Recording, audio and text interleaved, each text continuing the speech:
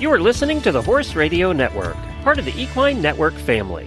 What a beautiful day for horses in the morning. You are listening to the #1 horse podcast in the world. Here's your entertaining look at the horse world and the people in it.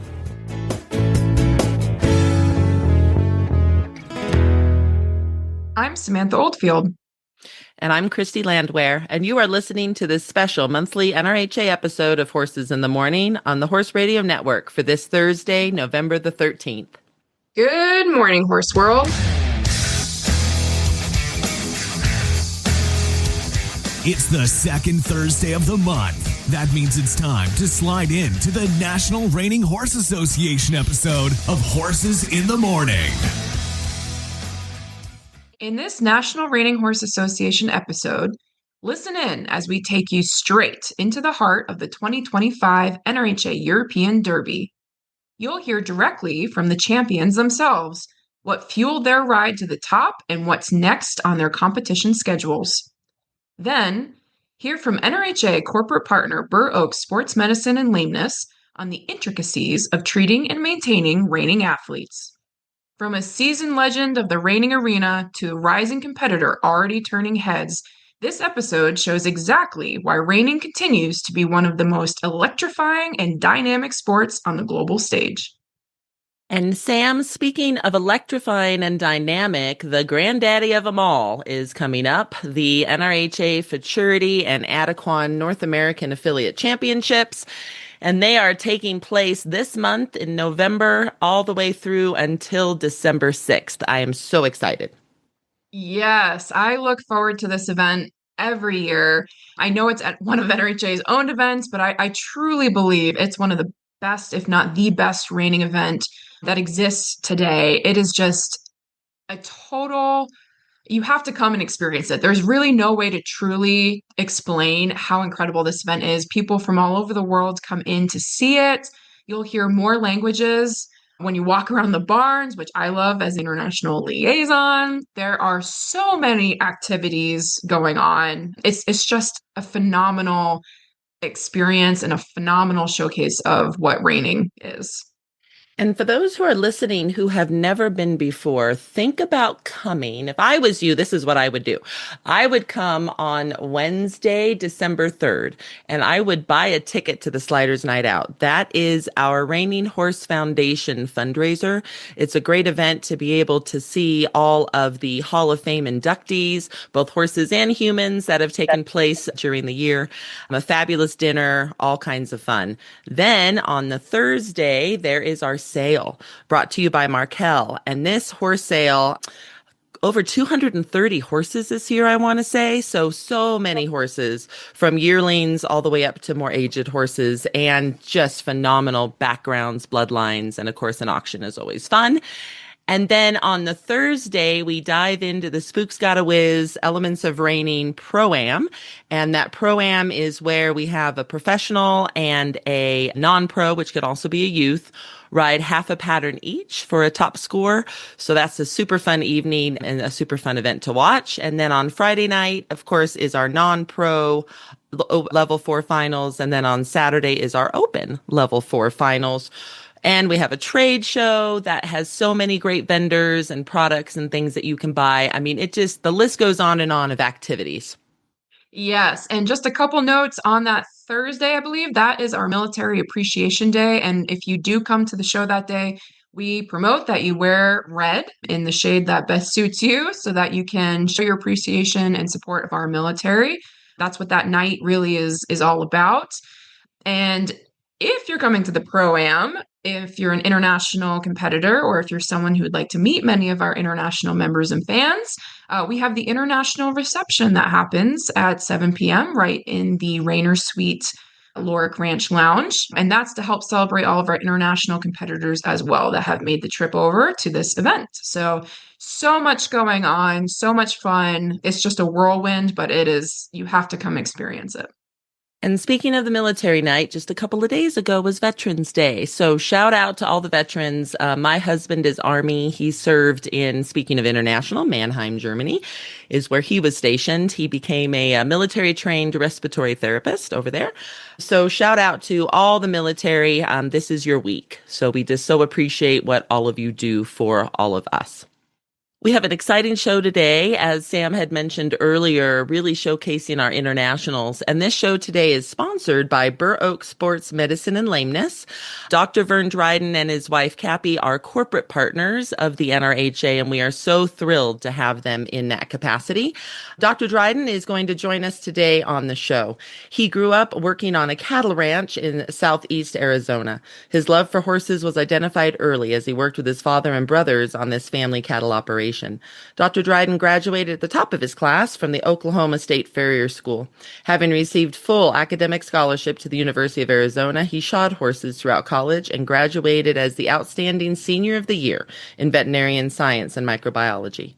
Dr. Dryden, first name Vern, is one of a small number of veterinarians with a unique skill set of their veterinarian degree combined with a certified journeyman farrier accreditation from the American Farriers Association. Vern then attended Washington State University College of Veterinary Medicine. He provided farrier services for the vet teaching hospital there until he graduated. That spring, Vern accepted a one-year internship at the Rood and Riddle Equine Hospital in surgery and podiatry in Kentucky. He was then offered an associate veterinarian position and became a partner. In January of 16, he started Burr Oak Sports Medicine and Lameness. His business has grown with a focus in sports medicine and now has locations in Kentucky, Florida, Arizona, and Texas. He is also licensed and practices in 7 other states. He and his wife, Cappy, own, breed, and show American quarter horses, and he serves as a show veterinarian at many of our NRHA shows. He is dedicated to the well-being of his patients and his family. Dr. Dryden, welcome to the show. We're so excited to have you on. Thanks for having me. So tell us about your horsey background. How did it all begin? What was your first pony ride? What all happened? That's a great one. So I grew up, my family owns a working cattle ranch in southeast Arizona, 4th generation rancher. My great-grandfather, Hollis Holiday, homesteaded it in 1890, and it's been in the family ever since. So I grew up ranching, rodeoing, cowboying, had a great childhood, did a lot of 4-H, FFA stuff, and I was always on horseback since I don't ever remember not being on horseback. So went through high school doing some roping, team roping mainly, and then some in college. So that's pretty much my background, and now compete with my wife with the reiners and have thoroughly enjoyed getting into reining and love it. Wow, that's awesome. It's a rich history with the horse, and that's probably partially what contributed to your successful career so far. Now, when we're talking about reining horses, obviously for us, soundness is everything. You just simply cannot do the sport without a sound horse. So, what is your approach to soundness in the equine athlete? Excellent question. So I take a whole horse approach. My background is I was a farrier for about 20 plus years and worked as a equine podiatry specialist for several years. So definitely from the ground up, if you will, no foot, no horse, but will also with the understanding of sports medicine, looking at other aspects. I see a lot of issues with neck and back, axial skeletal stuff. So there's a whole horse approach for sure. And the nutrition, a good neurologic exam with as many cases as we see of EPM, you can't count that out because a lot of times it'll look like a lameness, but is really a neurologic deficit. So I say a whole horse approach to lameness is definitely how I see things. That makes good sense. So, Dr. Dryden, of all the cases that you see, what % do you think would be lower limb lameness versus upper limb or axial skeletal? Good question. And I think that majority of lamenesses or injuries that we see are lower limb. I would say at least 75 to 80% are lower limb. with that, you do see a significant amount of soreness or lameness issues associated with upper limb or axial skeletal, SI, lumbar region, neck arthritis, and or kissing spines. So we do sometimes see some hip arthritis or coxofemoral joint arthritis, especially if a horse has had like a fractured pelvis when they were a baby, and that fracture goes through the acetabulum or the joint space. Inevitably, they'll get some arthritis later on in life in the hip. But I would say definitely lower limb lameness and injuries are probably about 75% or 80% of the cases that we see. Wow, that's a lot higher than I think I would have guessed. And I love that you used the word or the mentality of that. You look at the whole horse when it comes to lameness issues. It's not just, I think everyone's reaction is to immediately go, to the hooves. What's wrong with the hooves? What's wrong with the lower legs? But you really look at it and come at it from a whole horse perspective. Like you mentioned, sometimes it's neurological and we don't realize that. So, continuing with the whole horse aspect, how do metabolic issues play into lameness issues in the equine athlete? And I just want to state too, you'll notice Christy and I, we keep referring to our reining horses as equine athletes, and they truly are athletes. We treat them as such, respect them as such. They have the best everything them, probably better than most of the riders do. They get all sorts of treatments, and they're definitely looked after excellently. But so, Dr. Dryden, how do metabolic issues play into that lameness issue? This is a very hot topic in veterinary medicine, equine veterinary medicine today. With the understanding of metabolic disorders and how they play a role in lameness. So quickly, I'll just kind of give you a brief overview. So we oftentimes lump metabolic disorders into one category, but they're very distinct things. So you can have a horse that is insulin resistant, and that can play into equine metabolic syndrome. And that is actively having, or a horse having a being overweight, and with the history of a laminitis episode. That's what defines a horse that has equine metabolic syndrome. Now, you can have a horse that is just insulin resistant and hasn't developed a laminitis episode yet, and they're just kind of teetering on the edge. And those are your really important cases to identify before they do have a laminitis episode. And then you have horses that have an endocrinopathic disorder such as Cushing's. So Cushing's basically is high ACTH is how we identify it. And they have a pituitary adenoma that causes them to produce too much ACTH and cortisol. And then you get into a situation where a horse may have insulin resistance and Cushing's, and those are your double threats. So it's a very complicated set of definitions, but we oftentimes just lump them all into one. So what we're most worried about with our equine athletes, the younger equine athletes, is insulin resistance. So insulin resistance can come up at any time. It can be stress related. A horse takes a long trip, is under, say they're under a lot of stress from working, and then they get on a trailer ride for 20 hours and show up to a show. That stress level can spike insulin. And then what really makes it threat is if we add, say, corticosteroid on top of that. Corticosteroids are known to create an insulin resistance scenario that then spikes insulin. And if the insulin is already elevated, then that itself can cause a laminitis episode. So we really have to be cognizant of what horses are going through as far as their stress levels, and if they're overweight. These all can lead into a hyperinsulinemic event or high insulin event that then can cause a laminitis episode. And that, I think, relates to what we do as far as treatment protocols. When we're getting horses ready for a big show, we're oftentimes going to do some joint therapy, choosing what we use for those therapies, like a corticosteroid or a biologic or a polyacrylamide, really makes a difference, because if a horse's insulin level is elevated and we give them a corticosteroid, we can actually induce a laminitis episode, because it then spikes insulin into a very, very high range without knowing it. So in my practice, I use a stall side insulin test called Wellness Ready. That's a company that I developed this test for for this reason, so that we can check horses' insulin levels prior to treating them and decide whether it's safe enough to treat them with a corticosteroid.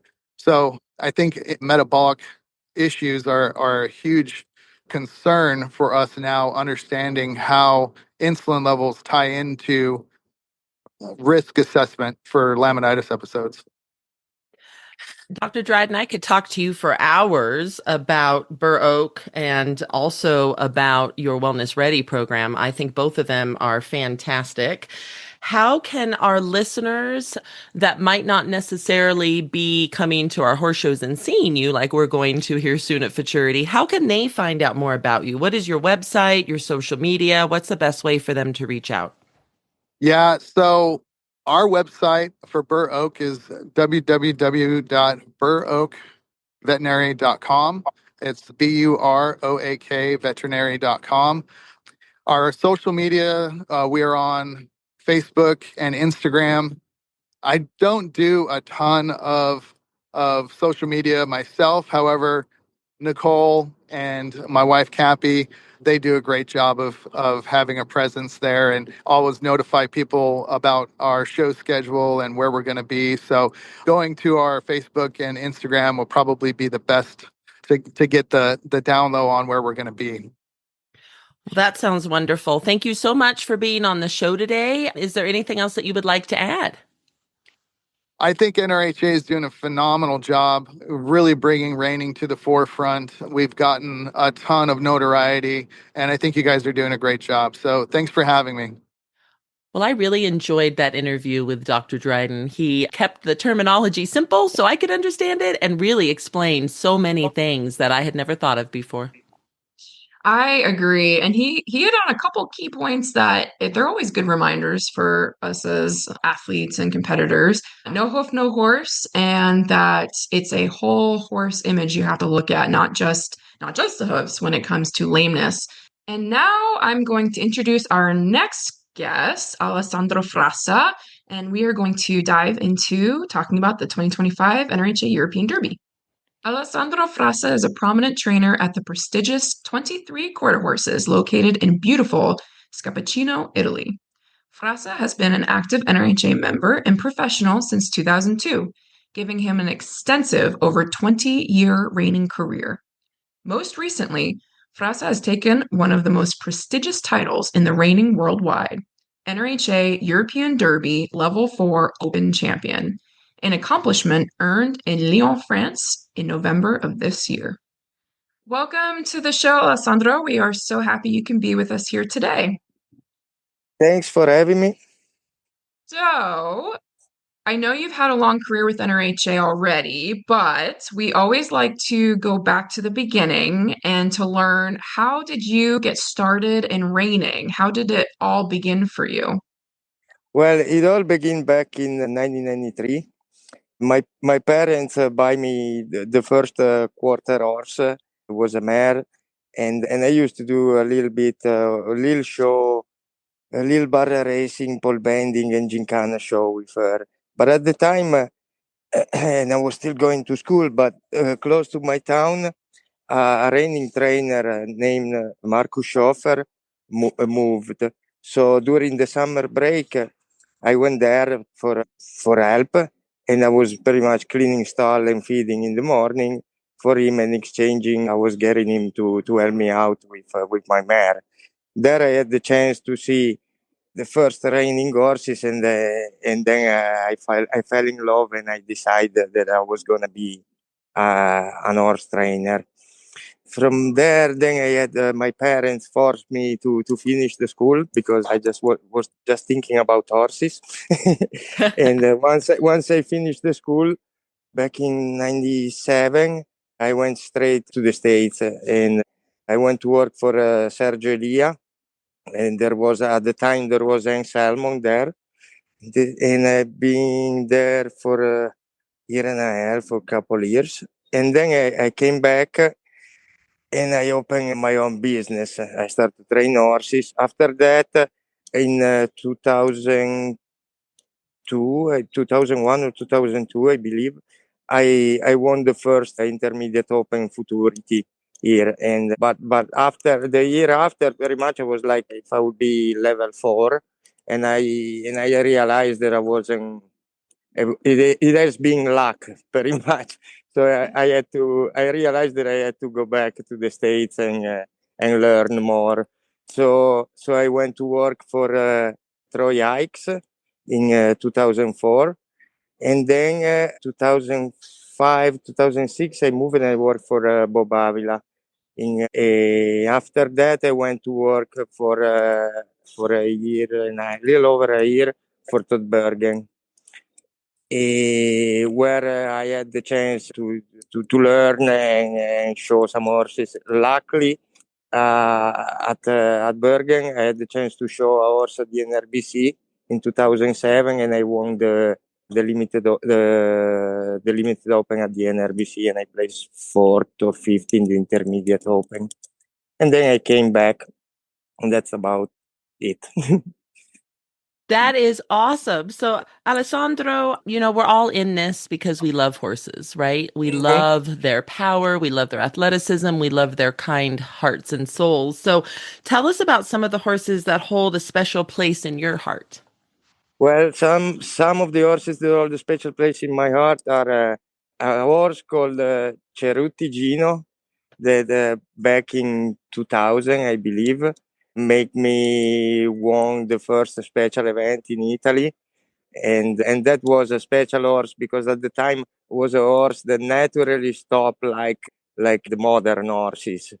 And that was a really, really good horse. That is in my heart. Then another horse is for sure Kick It in the Bud. There is the horse that Todd let me show at the NRBC. And another very special horse for me is being Colonel Shining Gun, that I had the chance to show him for a little less than a year. And I won the reserve championship at the maturity level 3 and 4, and then a few bronze trophy. Then I love all of them pretty much, but another horse that is being significant in my career it's a mare called Spud Gun Showtime. There is my mare that because after I didn't ride horses for a few years after 2013. I didn't show till 2018. So that's the mare that I start showing again. And I won the reserve championship at the European Futurity Level 2. And then for sure, the last mare that I show, she's going to stay in my heart forever. Wow. I love that you said you love them all because it's true. I mean, every horse has a special place and special memories. So that was special. So we're going to dig into the 2025 NRHA European Derby. You won this prestigious championship title on Shining Guns and Roses. And I had the wonderful opportunity. I got to see the run, be there in the championship photos. It was a wonderful night. It was so well deserved. Tell us about this horse and your build up to the finals, if you have a routine that you did, and what it felt like and meant to win this event for you. Okay, Shining Guns and Roses, we called her Trixie. Her nickname is Trixie. She's a 5-year-old mare that is bred by 23-quarter horses by Colonel Shining Gun and out of Roses for Einstein. There is a mare by Einstein Revolution that has a lifetime earnings around 30,000. Trixie is being started as a 2-year-old by some guy that works at the time at 23-quarter horses, and since they didn't have a trainer at the time, from the end of her 2-year-old year, since July of this year, she's always being ridden by Manuel Bonzano, who took her in any major non-pro special event final and placed a reserve champion non-pro at the European Futurity. This mare was also qualified for the World Reining Championship this year, and Manuel asked me if I could ride her for him and help him out with her for that show. And that turned out very good. Manuel and Trixie won the silver medal for the Team Italy, and with the highest score of the show, 220 and a half, and won the bronze trophy in the individual marking 222 and a half. After this, Manuel asked me if I would like to show her at the European Derby. So we gave her a little break, like a couple weeks, I think, and then I started to ride her again. I only have the chance to school her once in a small show, but she felt really good, so I was very confident with her. So then we got to Lyon, and the first go around, I really felt I never really show her before, but I really felt that she was special and really a show horse. So I had just to give her to let her do her job very much, give her confidence, and that's what I've done for the final. I haven't done much different in the preparation other than show her and let her do her job more without getting on her way, and that turned out really good. So for me to win this event and especially get qualified for the run for $1 million, it's just a dream coming true. It's something that I thought it would never happen personally. So I'm so proud of it.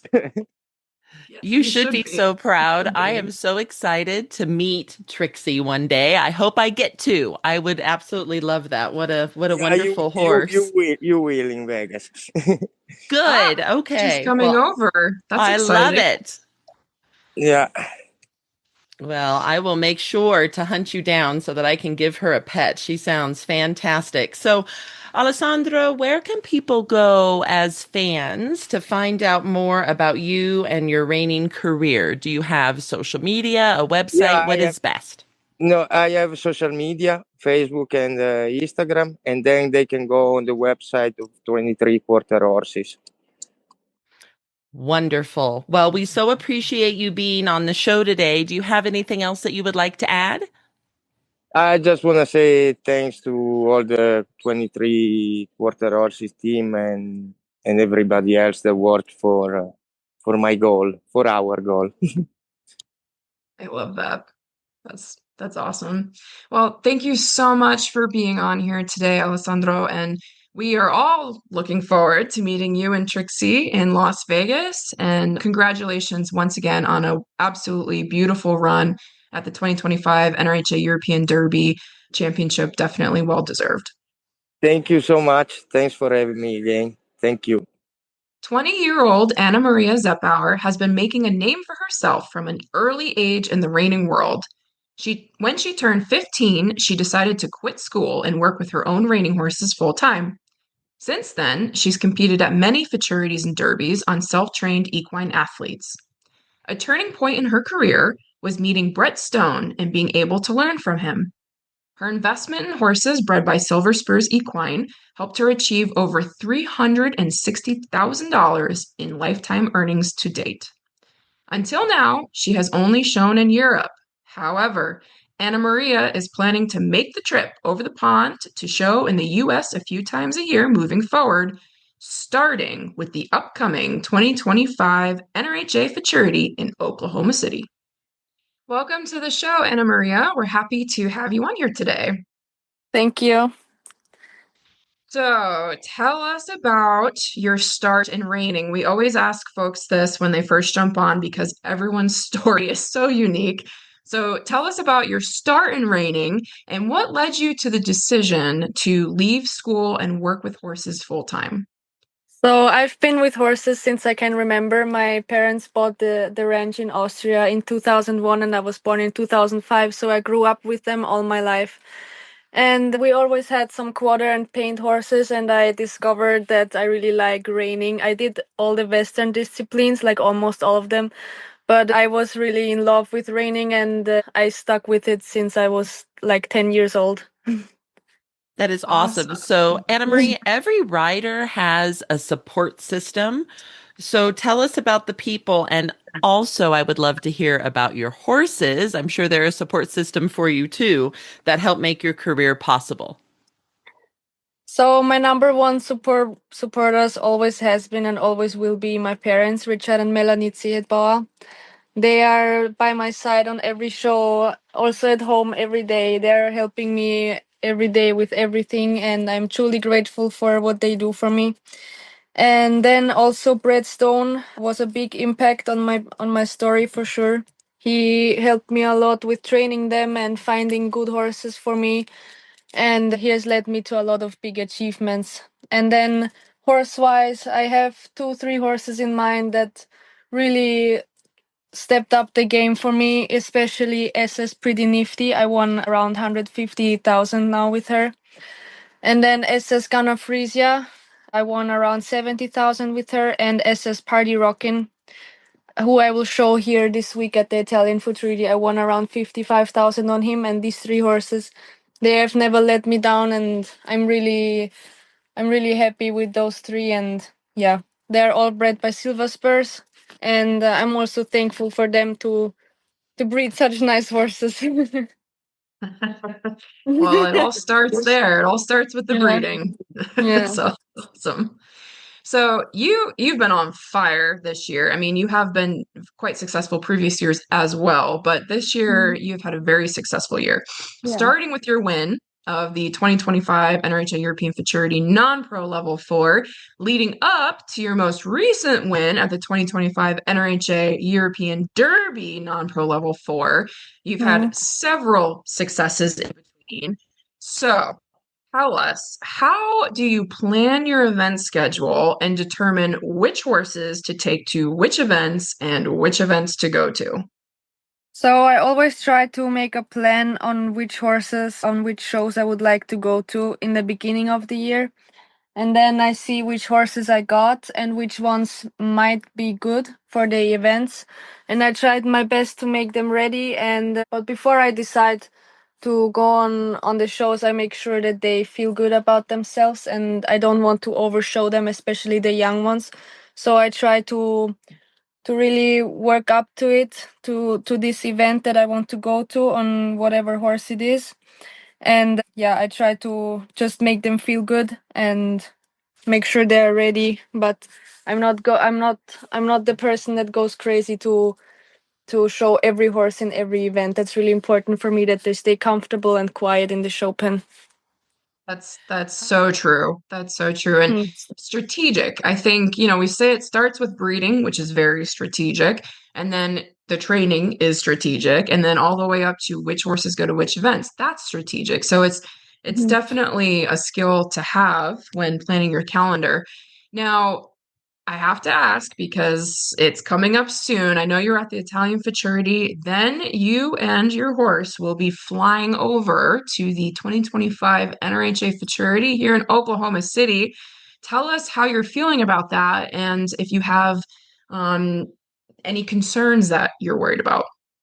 Well, I'm definitely very nervous because I've showed a lot here in Europe, but showing in the United States is another story for me. It's so much bigger, and the competition is so much bigger, and everything is just bigger. And what I'm most worried about is that my horse might get sick when he's flying over there and traveling so much. But we're preparing very well for that. We have a good vet that's taking care about this. And yeah, I'm nervous, but I'm also really excited, and I will show more in the United States from now on. So maybe my nervousness will leave the chat a little bit more. Anna Maria, I am so excited to meet you in person in Oklahoma City. I will make sure that Sam and I come visit your stalls, okay? I'm so excited to meet you. Now, you currently only work with your own horses. Are you considering going professional anytime soon? For now, I really enjoy being a non-pro, to be honest, because I don't have any pressure from customers or whatever, if you know what I'm saying. And not every horse is a level 4 open horse. So if I have a horse that's maybe not a level 4 open, I can still show in the non-pro and do good there and make the final with there with this one because they don't need to do everything for a +1 or whatever for the non-pro. But if I have a good horse that could be nice for the level 4 open, since I'm only level 4 open too, I would definitely show there too and try my best in the open. But for now, I don't plan on going professional anytime soon. Well, you've definitely been having a successful career in the non-pro, and for folks who may not know NRHA's eligibility system, level 4 is the highest level that you can be. It's level 4 non-pro, level 4 open. They're the highest levels of our division that you can be. So we've been following your career. You have a long road ahead of you in terms of a career, so we're excited for you. Now, where should fans go to find out more about you and your reining career? Do you have a social media or a website? Yes, I do have social media. I have Instagram and Facebook. They're both Zehetbauer reining horses. It's the name of our barn. And or on Facebook, you can find me under Anna-Maria Zehetbauer as well. Awesome. Well, as Christy mentioned, we are looking forward to seeing you here in Oklahoma City. We wish you absolute luck at the Italian Futurity as well. That's another big event on the reining calendar. And we will see you over here, you and your horse, in just about a week's time. Yeah. Thank you very much. I'm also very excited meeting you guys, and thank you for this interview. I enjoyed it. Absolutely. Thanks for joining us. So Anna Maria mentioned to us kind of offline that her horse's barn name is Tarzan, who she's bringing over to compete here in Oklahoma soon. I think that's fantastic. And one of the things I was thinking about, Sam, is you introduced her and then we were interviewing her. Okay, I have kids that are 19 and 21. They have not made $360,000 yet. As a matter of fact, we're probably in the hole about 160 for their college careers as parents. I just think what an amazing thing that our sport of reining can provide to these youth and young people if they are really good at what they do. Absolutely. Absolutely. And when you get to meet her when she's here in Oklahoma City, you will see she is cool as a cucumber. She is so steady Eddie when it comes to competition. It's really admirable the way that she handles her strategic plan for showing horses and training. And I'm looking forward to you getting to meet her because she's definitely a unique person. And yeah, absolutely. NRHA has offered a place for youth, not just to show in the youth division, but also in the non-pro divisions. We have some youth in other countries that, they get to the 17, 18-year-old and they decide they want to go pro. We have the apprentice program that allows youth the chance to try, or really young adults, I should say, the chance to try being a trainer before they go pro so they can test the waters. It's a really awesome opportunity that NRHA has for our young individuals. So many things, and even the scholarship program, right, that the Reining Horse Foundation offers to youth for those that want to go to college before they decide to have a career in reining, or as they are having a career in reining. So many opportunities. And for anyone listening, just go to our website, nrha.com, and you can find out more. You can find our podcast at nrha.com/podcast. Now go out and have the slide of your life.